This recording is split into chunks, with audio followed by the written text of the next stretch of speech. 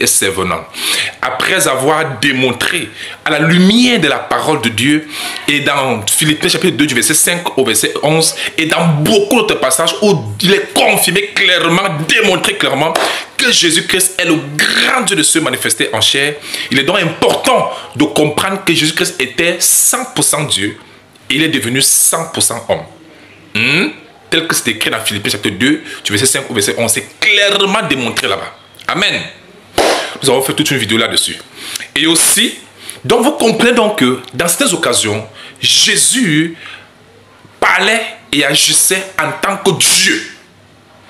Et dans d'autres occasions, il parlait et agissait en tant qu'homme, prouvant qu'il était bel et bien Dieu.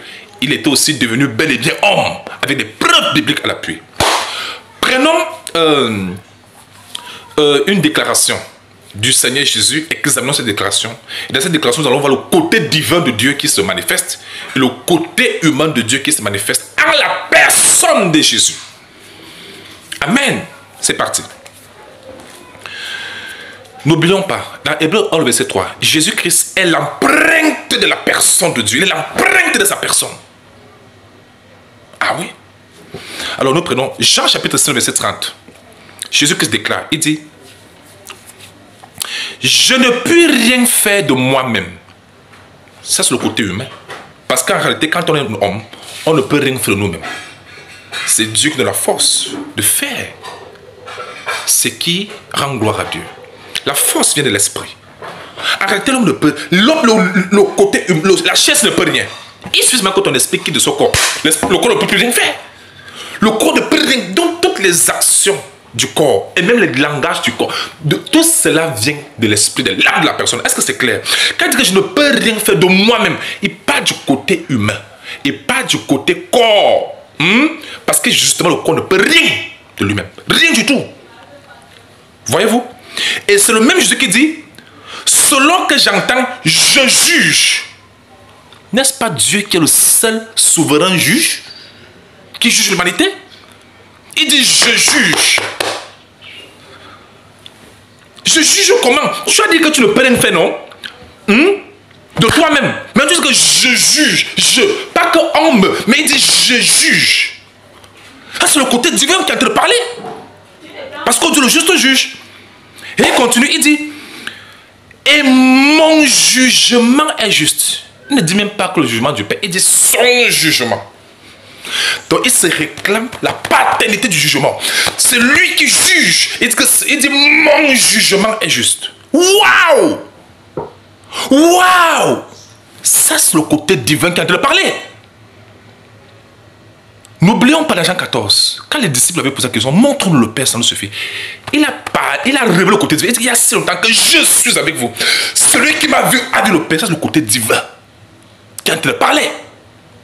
Dans Jean 8, 58, en vérité, je vous le dis, avant que Abraham fût, je suis. Waouh! Ça, c'est le côté divin qui est en train de parler. Ça, c'est l'esprit de Dieu. Ça, c'est Dieu qui est en train de parler dans son corps humain. Ça, ce sont les déclarations de Dieu. Dans Jean chapitre 7, on avait envoyé un cortège de des huissiers pour aller saisir Jésus. Ils n'ont pas pu, ils sont rentrés, ils ont dit à ceux qu'ils avaient envoyés que jamais on n'a parlé comme ce homme. Donc, il y avait des moments où, quand Jésus s'exprimait, on voit seulement Dieu lui-même dans son corps d'homme. Amen. Nous continuons dans Jean 5:30. Je ne peux rien faire de moi-même, à ce côté humain. Selon que j'entends, je juge, à ce côté divin. Mais mon jugement est juste. Waouh!